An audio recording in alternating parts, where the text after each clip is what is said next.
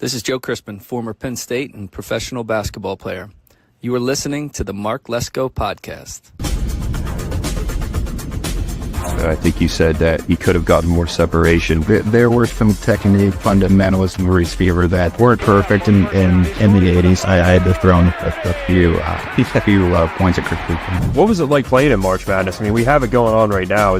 But playing it was amazing. I mean, like, that's kind of your whole goal is to just be a part of that. It's such a special thing where the whole country is tuning in and anything is really possible, you know. You know, my optimistic side said, like I said, that we're going to be okay. We just had a bad game. We're probably experimenting a little bit, ran into a good team. So. If Miami came to our house, we would probably, if anything, win. We wouldn't get blown out. When you first started playing football, you know, did you always want to play in college? No, I was growing up. I was a big baseball guy. Loved baseball. And then 8th grade, I remember I got a call from my uncle, Coach Nagel. He's like, hey, I got the job. And I was just like, all right, I'll play football for you. You are listening to the Mark Lesko Podcast, a podcast by diehard fans for fans. It's as honest and as raw as sports talk can be.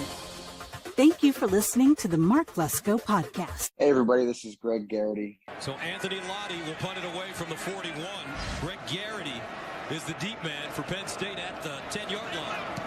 Former Penn State receiver and 2016 Big Ten champion. You're listening to the best Penn State Nittany Lion podcast, the Mark Lesko Podcast.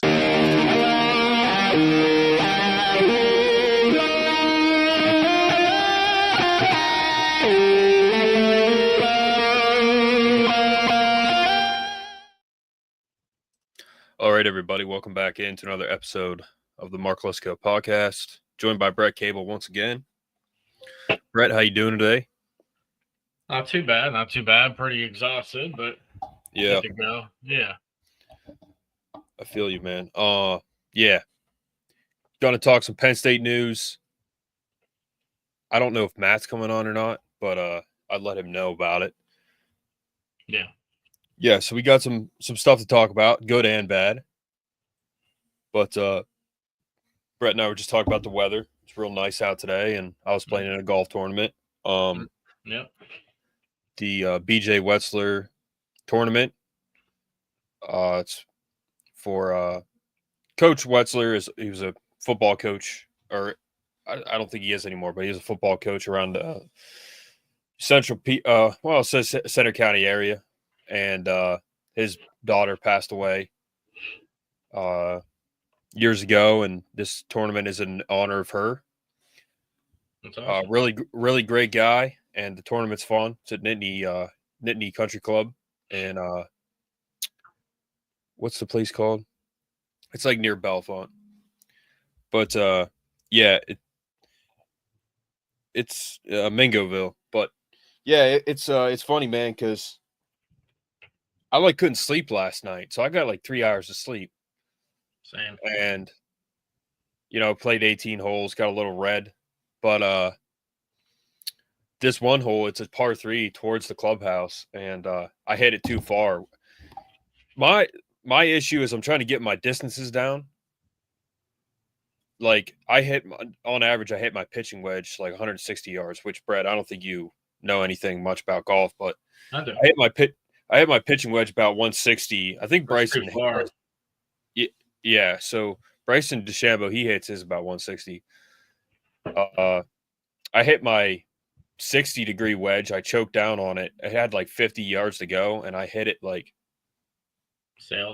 90 yards, and it went to the parking lot and almost hit the guy that was running the tournament. Jesus. And it was funny. It didn't hit a car or anything, thankfully, but he got the ball. It was all scuffed up. So a rough day for golf. Huh? So it wasn't your best round?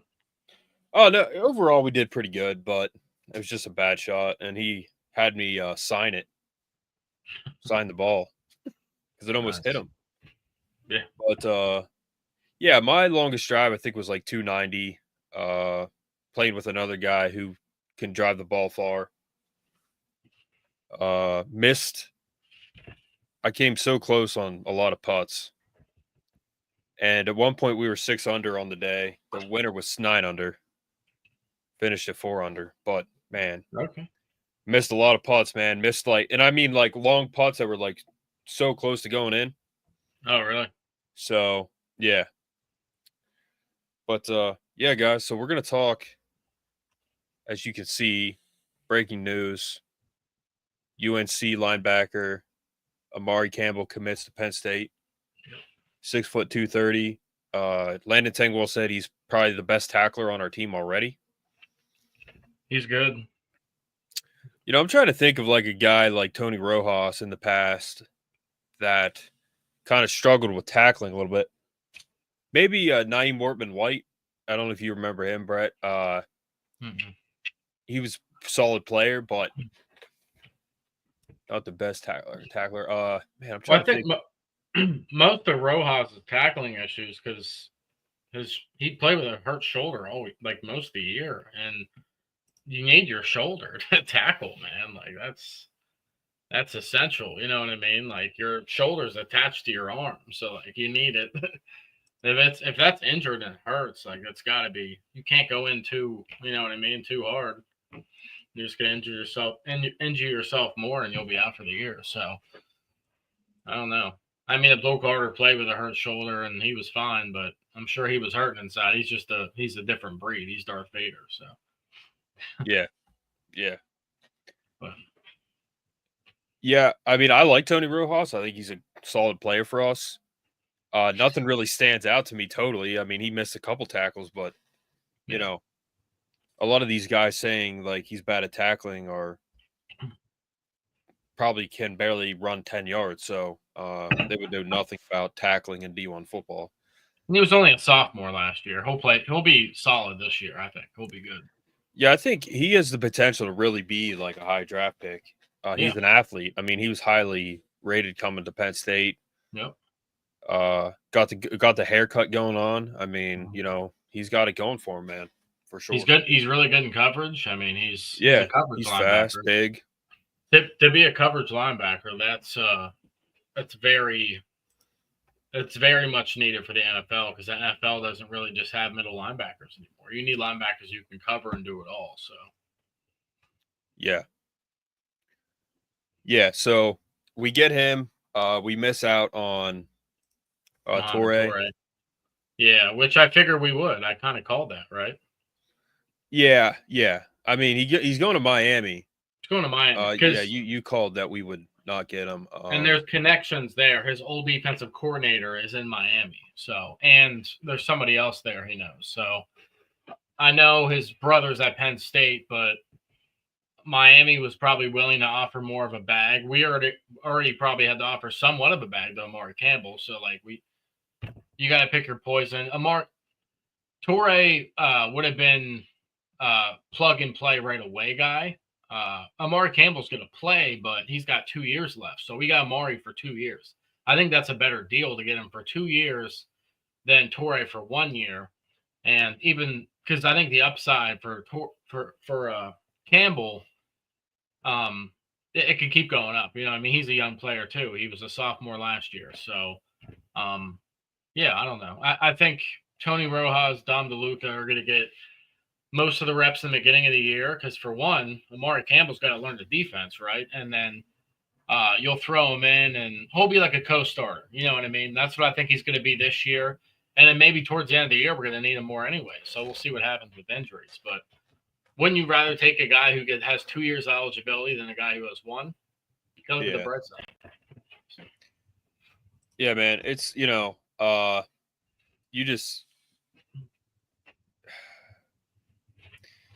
always know, man. You don't always know, exactly what these guys can do or if they're going to come here at all or if they're going to have success. I mean, this kid could go to Miami and suck, and he could go there and do really good. Yeah. Probably going there because of money and just playing opportunities. I don't know how much he would have played with us, but we got Dom DeLuca, we got Tony Rojas, we got Mari. Yep. And we got guys. The other key factor too is Mohamed Torre had back-to-back ACL tears, man. even if he's recovered and he's feeling better, like that's going to affect him, man. That back-to-back ones is crazy. Amari Campbell hasn't had anything like that so far, so we know we're getting a guy who's healthy. So that's another bright side too. Well, that's why Muhammad Toure is going into his 7th year, because he missed 2 full years. Exactly. So medical redshirt. Yeah. Still don't have Yeah, they're not going to have the Penna and Campbell on there until they enroll in classes and stuff, because they're not technically with us yet. Yeah. They're going to come in sometime in the summer. You know what I mean? Is when they'll actually come here. Well, like we were saying, you have Tony Rojas, Keon Wiley too. Yeah. Dakari Nelson, Kari Jackson, Anthony Specca. These are all guys we've talked about many times. Dom DeLuca, which is he's been here probably 4 years? Well, at least 5 years. Redshirt senior, yeah. Yep. I want to see Dakari Nelson step up, dude. You know what I mean? He was a safety. They moved him to linebacker. He's got the length. He's 6'3". He just has to add on a few pounds, but he'll be a good coverage guy, good coverage linebacker like Tony Rojas. So I'm excited to see what he has in store. I don't know if we'll play much this year, but he's only a redshirt sophomore, so he has time to develop. Well, the thing is, he's a will. I don't think a lot of people, because listening to Blue White Illustrated, people on there, and then, Thomas Frank Carr, they're like, he's like, yeah, people are really hating on Tony Rojas and his tackling. This is after I think Bowling Green games against having opponents, and it's like, dude, do you guys have any idea how much this kid is doing? He's will linebacker. Okay, he covers the pass, and some people might say that's what all linebackers do, but this kid, it's a 4-2-5. This is different. He's covering the pass. He's covering the run. He's got to tackle. He's got to just cover the field. I mean, that's why he's pretty much a hybrid. You could probably move this kid to almost move him to safety. Yeah. He's that big and fast. That's what these guys are. So he has a lot to do. And when you're a sophomore and you're playing D1 football for Penn State, you're going to make mistakes. The kid had a pick 6 against SMU. That was a great play. Yeah. And he just showed his athleticism on that. Because he used to be a running back. Yeah. Yeah. And in that play particular, man, SMU, Penn State totally dominated that team, and they were a good team. They barely lost to Clemson. Clemson coach Dabo Swinney said they're a playoff team. Yeah. They were a good team, and we just killed them. And Rojas and DeLuca, they both had interceptions in that game, and they're both back. So they both had pick 6s, man, which is crazy. Yeah, to happen in one game is just crazy. I'm sorry, but again, we'll see what we do with these guys. Yeah. I'm excited. Listen, there's a lot of stuff that there's a lot of I've said it before. It's 98% of James Franklin is phenomenal, and then that 2% is just beating Ohio State, winning a natty, or at least making a natty, which is a very important stuff. But the guy's kept the tradition. He's brought alumni back. You can tell he's a Penn State fan, and it's pretty obvious to me that he's a Penn State fan. It's a Lehigh Valley guy. Yeah. Played at East Stroudsburg. And the biggest part, dude, is real quick is he's got the supporting cast, not even just the coach. I'm talking Pat Kraft, dude. Pat Kraft is a freaking beast. I love that guy. He is the difference. Look at how many natties we just got as an athletic department last year. 2 or 3 natties last year? That's insane. Mm-hmm. Yeah. Not many sports, not many colleges can say that they're doing that. So Pat Kraft is a beast.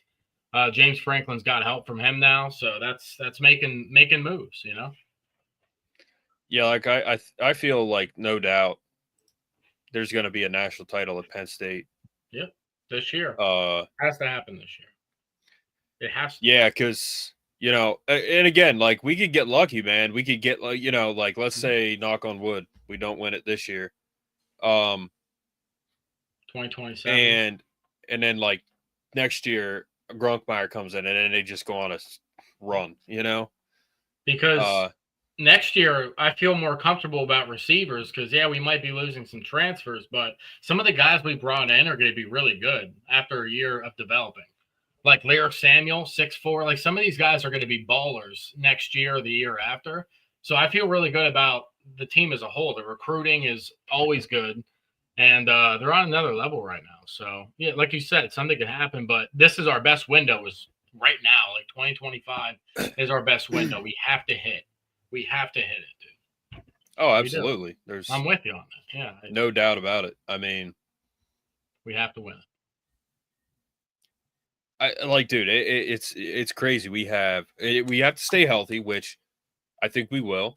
Yeah. Speaking of ACL tears and stuff, like, when you have a lifting program, like and Brett, do you know, like, what the lifting program was like before Franklin came in? It was all machine. Yeah, Joe was they had just old machines, like, from the 80s, right? That you're just doing. Joe, he didn't know lifting, man, and he didn't really. I don't think he really knew how important it was. That was the one thing that he failed on. Yeah, if we're going to say that's where he failed, but yeah, like, and like, they didn't start lifting seriously in college football until like 63 or 65. I think it started in Oklahoma. The guy introduced weightlifting. Like, even then, they thought, like, you're going to get muscle bound, have athlete's heart. Like, it doesn't work. It's going to make you slow. Yeah. So, like, JT came in like 92, I think, and it was all machines. You did like 3 sets till failure. Yeah. They did some free weights like dumbbells and incline bench, like dumbbell flat, barbell incline. They didn't deadlift or squat or do any Olympic lifts. They did deadlifting with the belt machine. And it's still failure. I mean, it was all based around endurance and testosterone production. And I had got one of the head guys of the football lifting program as a professor when I did a class to become a trainer at Penn State. Great guy, great teacher. And he broke it down, and I would go talk to like one of the head nutritionists at the school. She'd be like, yeah, that makes no sense. Like, don't listen. But yeah, so it was interesting, the class itself, but yeah, they did a lot of machine weightlifting, and it was all machines basically. And you think of guys like LeVar Arrington, Courtney Brown, Kajana Carter, Derek Williams, guys that could have really been how much better if they were doing Olympic lifts, bro. Like, and I've heard stories where guys came into Penn State and their 40 times got slower, man, because of the weight program. So these guys got to stay healthy, and they are. They have the right lifting program here for sure. And, that's another factor, but they have a 5-star QB, number 1 QB in his class because Quinn Ewers reclassified. Number 1 running back in the class, another 5-star running back. The running back depth, we have depth at tight end. We have depth now at receiver. Great O-line, lots of depth there. Yeah. We have guys that back up our O-line that could start right now. Like, they're that good. Really, the only thing we've truly lost on the defense is like Abdul. Zaki. Jalen Reed. I mean, that's a loss too. It's a big loss. And Kevin Winston, that's a loss. But, he didn't play this year, Kevin Winston. So, yeah, man, we have everything. We have, like, and the fact that Jim Knowles is at Penn State is, I mean, that's like, I feel like it's underrated, man. Like, people aren't talking about that much. And he's going to use King Mack. We got King Mack back, dude. Yeah, got King Mack too. He's going to play safety. He's a shorter guy, but he's got muscle. King Mack is like maybe just a little bit shorter than Jalen Reed. You know what I mean? Jalen Reed wasn't tall. He was 6 foot maybe. So, it'll be all right. Caleb Downs isn't tall. Yeah. He's what, like 5'11"? He's not tall, dude. He's like a projected first overall pick. Yeah, and he's not like a tall, like big safety like people. No. Usually those are the good ones, but you don't have to be super lengthy and tall. Yeah, Nick Saban said that's the best safety he's ever coached. The goal is to be the best defense in the country, win the national championship, not lead the country in sacks. I mean, that's great, but our goal is to win. Penn State out here swinging for the fence. Jim Knowles, defensive coordinator at Penn State. The best programs that I'm around. They feel like they're part of something bigger than themselves. They're not just a piece of the puzzle that's going to get cast away when their time is done. They feel connected to something larger than themselves. These players are used to playing great defense. They know how to be aggressive. These are the things that I like to do. How can I melt that into what they did in the past? I've known Coach Franklin for a while. My questions were more about the staff. And I actually got a chance to speak to some of the guys, before I took the job and we finalized it. So that was it. It was just more about the people. My youth coaches, they were plumbers and firemen and cops. They were Penn State, and that was kind of ingrained in me from youth. So I would really feel like I'm contributing to something that's bigger than myself, and that's important to me. So basically, Jim Knowles. Go ahead. I was going to say Adam Brenneman really killed it with these interviews. I didn't watch the James Franklin one yet. He did James. He did Kolenicki too. I think he did all the coaches, but. He really killed it with that, yeah. Yeah. I mean, to be fair, like Franklin, he doesn't really ever say much. So no. He's honest though. Like he's And he said, like, I understand fans are pissed off in the sense that, he's honest. So he knows that. And that's why more than anyone, I want it for him more than anybody, because he's a very hard worker. Yeah. Coach Franklin. But basically with Jim Knowles, man, like he's a Penn State guy from Philly. He's basically like if Brett or I were good at coaching and then we ended up coaching at Penn State, he's a brainiac, man. I don't know if he played sports heavily. I don't think he did, but he played football, but he said he was never good enough. Yeah, so exactly. That's why he wanted to coach. Yeah. Yeah. Which I'm telling you, man, like if some of those guys who aren't good enough to play big time, they turn into good coaches because they have the desire to be part of football. They love the game. Yep. And to be honest, like another thing too, if you're not playing a lot, you're watching a lot of football and you're still learning. You're learning just like the people who play, but you're just not playing and you're learning a lot. So. And the best part is he has a 3-year contract with us. Hopefully he stays all 3 years, and hopefully he sticks around longer than that. We'll see. But for us to have him for hopefully 3 years it's a comforting feeling because we haven't had stability. Even Manny Diaz, we only had him for 2. You know what I mean? Like you said, sometimes I forget that he's our defensive coordinator because we haven't seen him coach a game with us yet. But me too. Yeah, me too.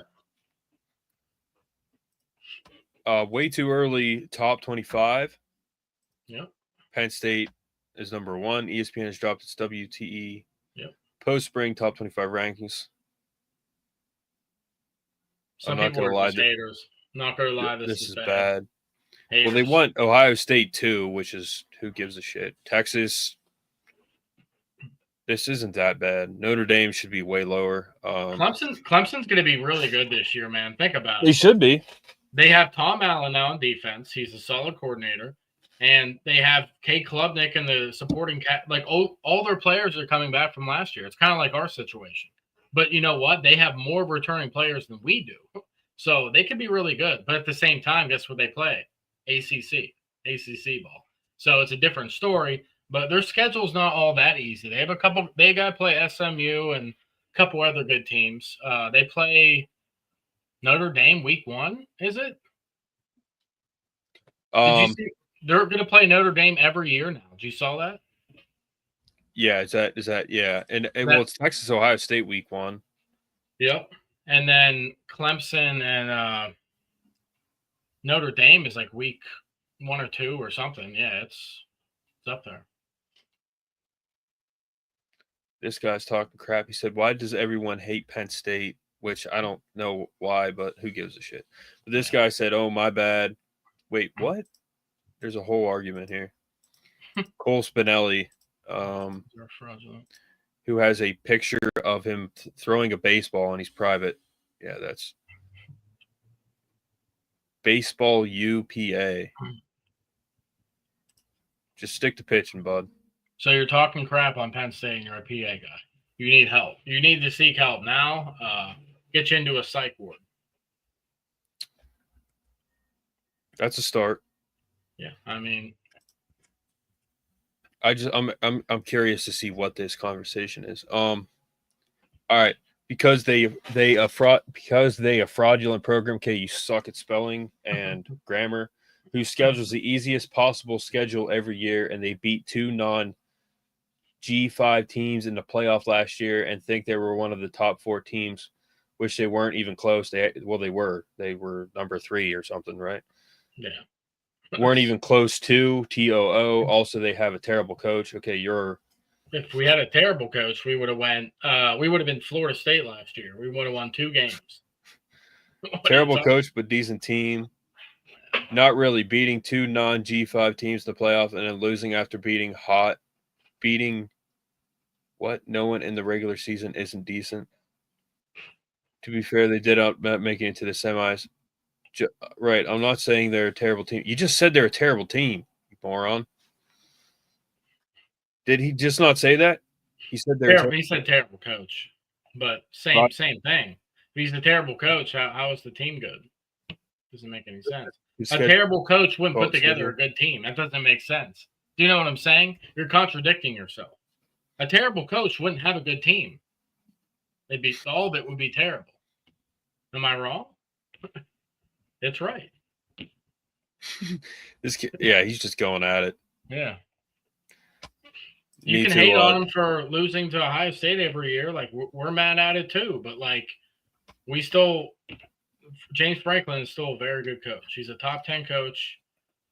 His winning percentage and then he's just a really good guy, you know? So he's got to get over the hump this year, and we all know that. We got Oregon at home. Oregon, they're still going to be really good, but they lost a lot of players. They brought some in, but they brought in 3 people on the offensive line from the portal. Offensive line play takes time to click. Our guys are already clicking. We play them week 4 or 5. Like, they're not going to be ready for us, man. We're going to give them the offensive line. Like, we're good. Yeah, we're good.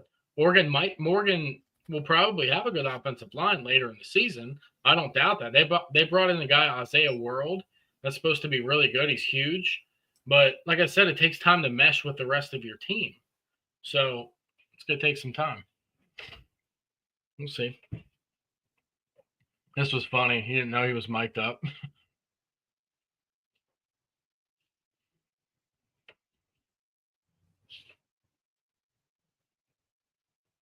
It is.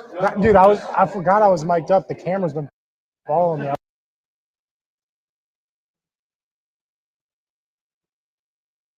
I was wondering why. Dude, I hope I haven't said anything wild yet.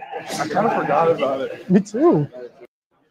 It is. Hey, put it all together. End spring ball the right way. Here we go. Hey, playmakers on 3. 1, 2, 3. Set. Set. Hey, put it all together. For the night. Okay. But I'm in a new way. Same old attitude.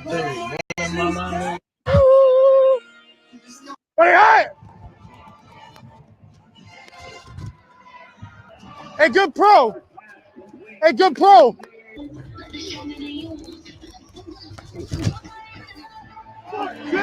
Hudson. Explosive plays. Explosive plays and touchdowns. Hey, what's up? How you doing? Aiden Wallace. Go, go, go, go. I wonder why he wears that knee brace. All the quarterbacks do in practice. Yeah, you good? Dude, I was saying I was muted. I wish he would explosive plays. 12. Explosive plays and touchdowns. Hey, what? what's up? How you doing? I wish he didn't look like he was 12. Drew. Yeah. He looks older Explosive now, plays. man. Remember him freshman year? He looks much older. Explosive than plays he and did touchdowns. before. Hey, what's up? How you doing? He's growing up. Next up's Zakee Wheatley. Go, go, go, go. Yep. Quentin Mic'd up. I can't wait for his year, man. Zakee Wheatley. Yeah, good, He went off at the end of the Good? year last year. good catch. He was playing like he's Explosive one of our plays. best tacklers. Think about it. Explosive plays and touchdowns. Hey, what's up? How you doing? By the way, is this Cam Wallace right here? In the street clothes? No, coming up here. Right there. Yeah, it's Cam Wallace. He's almost back. Yeah, he must be, yeah. He's Oh, my idea not was playing yet, you but rock a think boombox. about it, by the start of the season, he should be good to go. But he's also missing a lot of stuff. He can learn Yeah. the We playbook, but play he's a missing different theme training. song every week. That's a good Well, he idea. might Hey, he Coach can do Lewis, upper body stuff, right? What do you think about 'cause that? He injured his foot, so he can. Yeah. Yeah, he definitely He's messed his thick. ankle up big time. Yeah, If you go he's John thick, though. Cena, like never give he up can do on the upper Penn body. State. Yeah. No, you know what my idea was? This is Max the one he Granville's missed. in there. What I'm saying is, to me, you started to throw before your feet were set. Okay. Early, in my opinion, whether it was eyes or feet, the combination of both Okay. is why you were not accurate. Yeah, I saw him flatten off. It felt shallow. I think he got all his depth. But Dude, a guy like Franklin, who's not like a all-time quarterback, his mechanics have to be good. So Yeah. he knows mechanics. Yep. And he was right. Watch, this is a bad absolutely. rep. You can see it. To me, Dude, you his started to mechanics. throw- If he can sharpen his mechanics, dude, he's a #1 pick in the draft. Yep. And No, I listen, liked no it. quarterback And- is and always Matt- going to be Matt. flawless with it, but like he just needs to be more consistent. And whenever he hesitates with his eyes, like he was talking about, that's where it doesn't line up. If you don't hesitate, but I didn't see the play, so I don't know what he saw. We don't know what we weren't at the game, so we don't know what he saw. But I did see a couple. I wish they would have at least posted it on YouTube or something, man. Like there wasn't enough highlights for me to really see, but I did see some catches on certain channels. So, but dude, that Smolik pass to Lyric Samuel, how about that one? That was nice. yeah, put it back on, bro. So, show the drip, bro. Donka. No. Yeah, look at Don. He says, "Show the drip, man."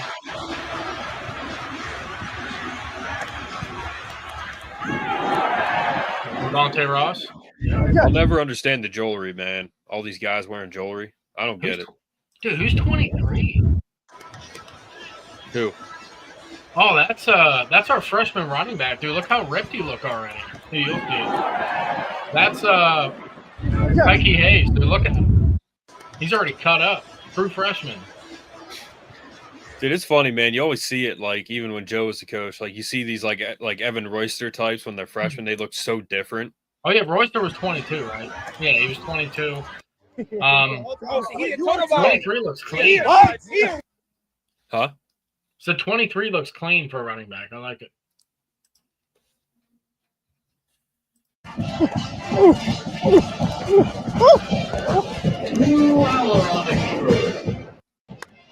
But no, in practice, they all wear the braces it just keeps it stable, you know?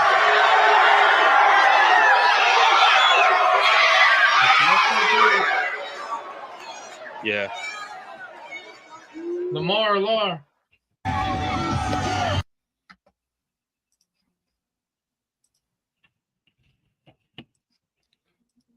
Another commitment. 3-star defensive tackle.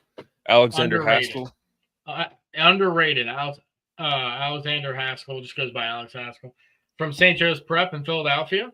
We got his teammate coming in this year, Cam Smith, linebacker. Cam Smith, he's I don't think he made it to campus yet. He's not an early enrollee, but he should be coming in like June or July. But yeah, St. Joe's Prep in Philly, there's always talent coming out of there. So have you watched his tape yet? He's legit. So yeah, Haskell is more of a defensive end right now, but he's already 6'4", 260. Put like 30, 40 pounds on him, he'll be good to go. And he's quick. So solid pickup. Yeah, the fact that he's that tall, like that's the thing, man. A lot of guys are good at football; they're just not tall enough. Yep. To go like D1 or whatever. So he's about 6'4". I think he's like a hair under 6'4". That's perfect for a defensive lineman. So because you can't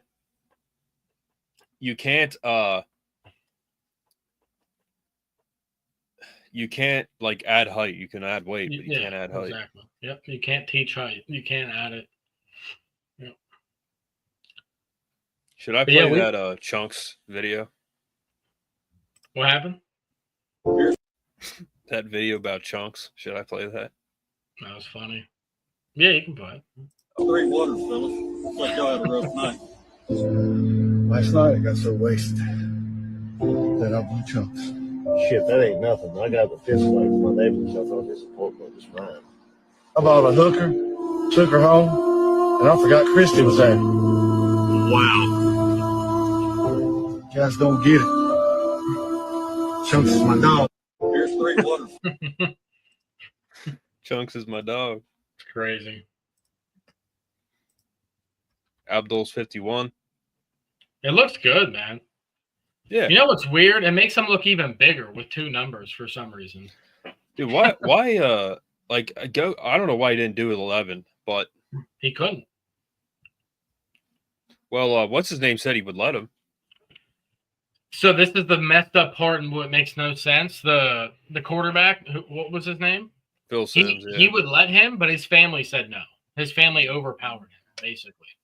Why does his family have a say in it? I have no freaking idea. But whatever, he'll start his own legacy at 51, dude. I'm cool with it. Dude, that's like retiring. That's like retiring number 2 at Penn State. Like Derek Williams can't wear number 2. Like what? That's it. It's dumb. Like yeah.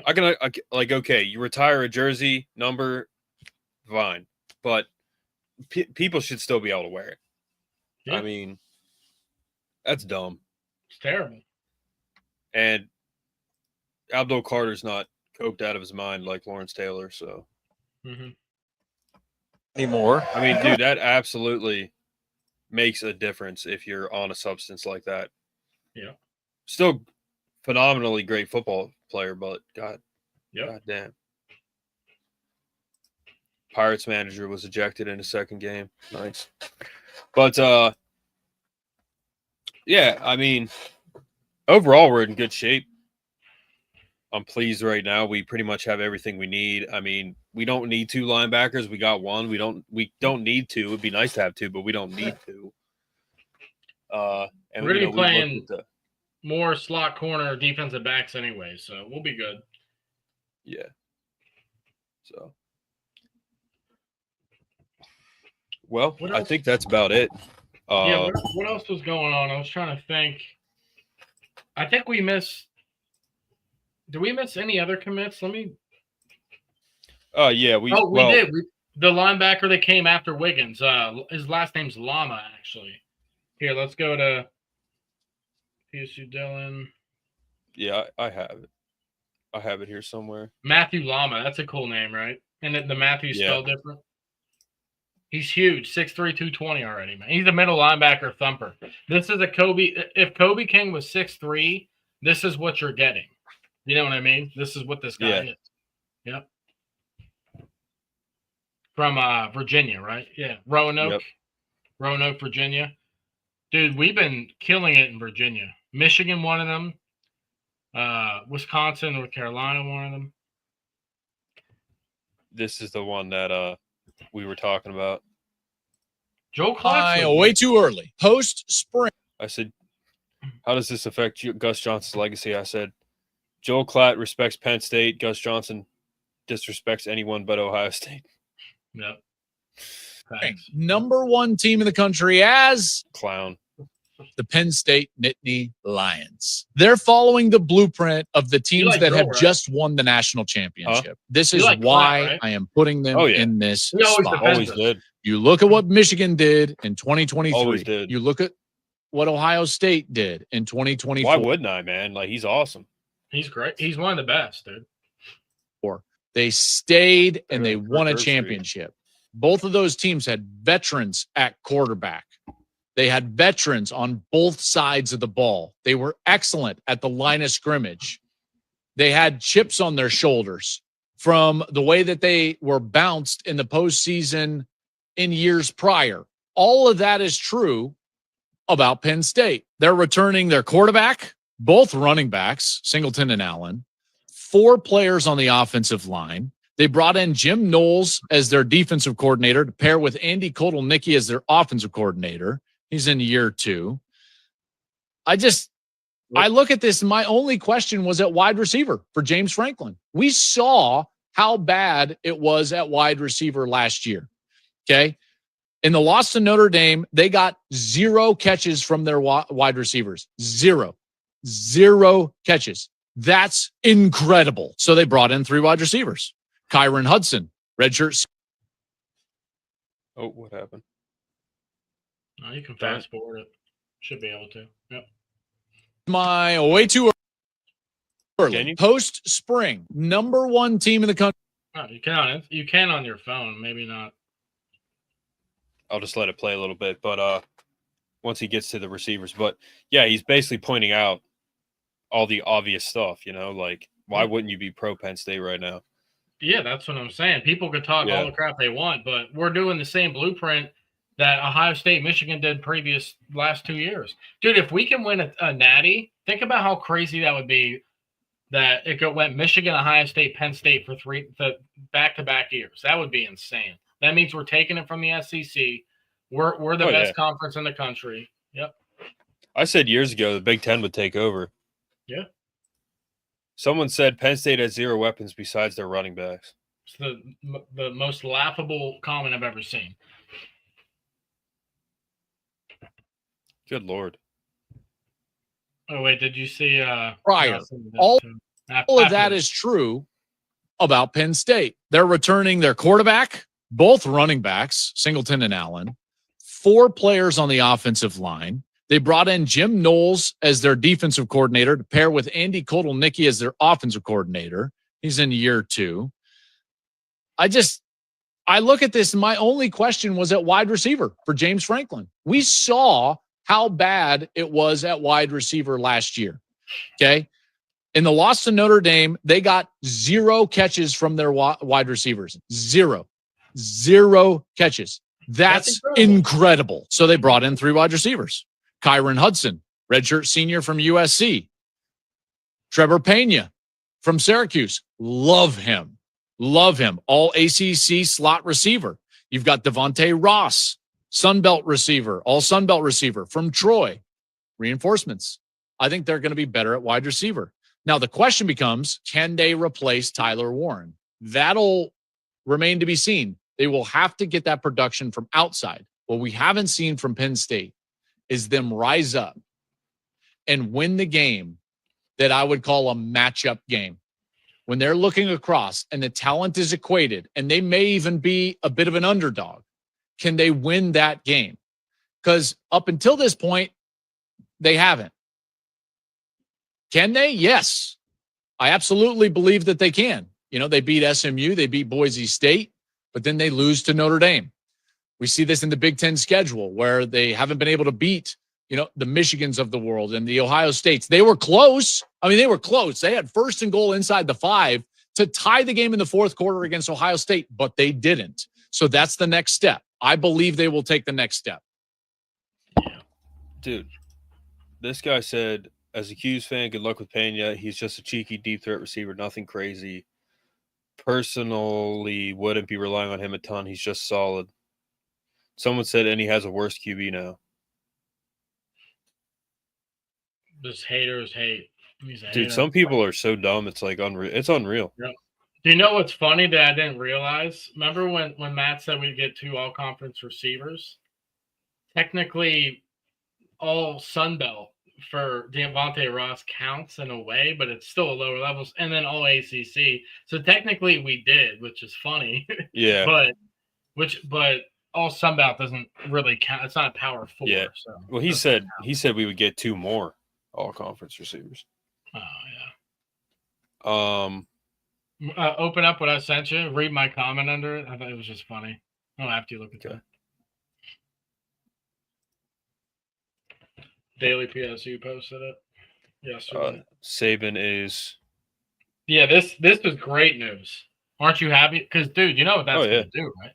It's going to level the playing field for everybody. He's going to manage it in a way that is more beneficial for college football. So he'll basically be the Trump of college football. He's just going to make it. And it's funny because remember James Franklin last year was talking loudly about I think we need Nick Saban as a commissioner of college football. So maybe we didn't get that, but we still got him in an important role for college football. So that's pretty awesome. Why does this say wait? I mean, like, we're literally 3 months away from June, July, August. We're like 4 months away. Like, it's not that early. That's just what ESPN calls them. It's early in a sense to it's barely summer. But read my comment because we'll go to the next slide on the key returning players at ESPN. ESPN puts the returning players on here for the team, right?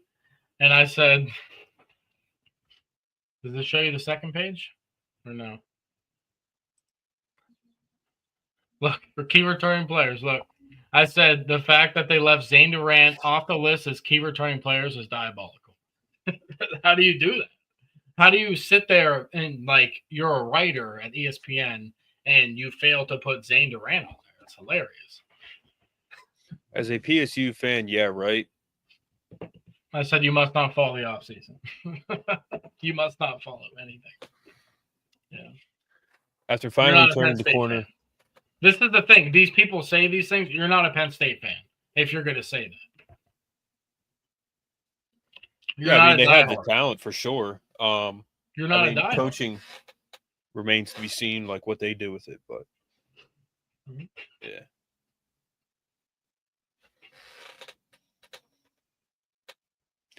I mean, the thing is about this is we're going to find out a lot this year. If Franklin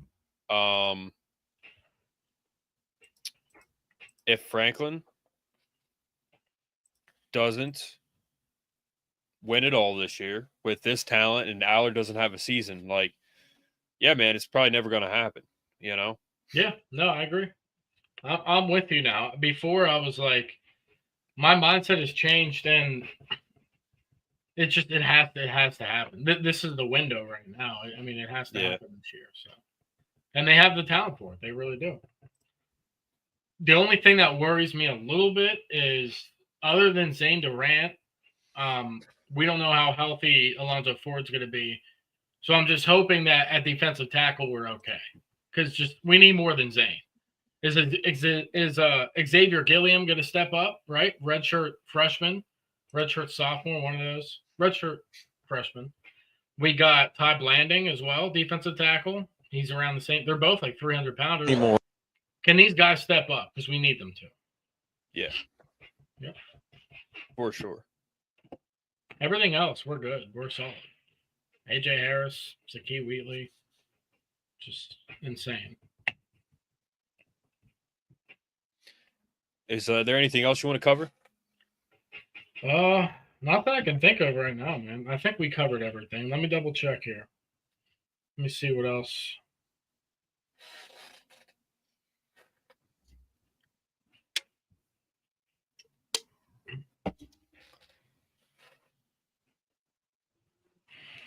Taking a look. Oh, we could screw up the Penn State on 3 posts that we saw of Andy and Aries' top 10 coaching jobs. That was hilarious. Put that up there, dude, because that was comical. Not so much on Andy, but on Aries' end, dude needs help. Dude needs serious help.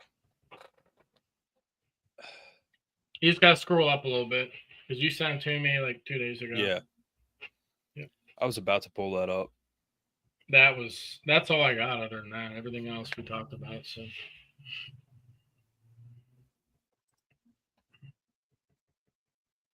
Yeah, I mean, that is pretty bad. It is. For you to sit there and say Oklahoma is a better job than Penn State is very funny. If that were true, Jim Knowles would have went to Oklahoma because they wanted them, right? Yeah. And Penn State should not be that low at all. No, but I'm okay with it to be a 10. Like, at least he put us on the list, right? Like, bro didn't even put us on the list. And Texas A&M, I don't understand the hype. Why are they at 5? What are you talking about, dude? Texas A&M hasn't been good in years, man. No. What are you talking about? They've been decent. They were okay last year, but like they weren't better than Penn State. I'll tell you that. It just says, well, at least we have Pickens still. And then he gets traded. What a joke. Yeah. The Pirates are now at Acrisure Stadium. All right, guys. Well, thanks for coming on. We will see you guys next week. Stay safe. Have a good rest of your weekend. And yeah, you guys have a good one. Happy Mother's Day to everybody. Yeah, happy Mother's Day to all the mothers out there. All you mothers. Especially single moms. You guys are kicking butt, man. And you're actually, yeah. Yeah. All right. You guys have a good night.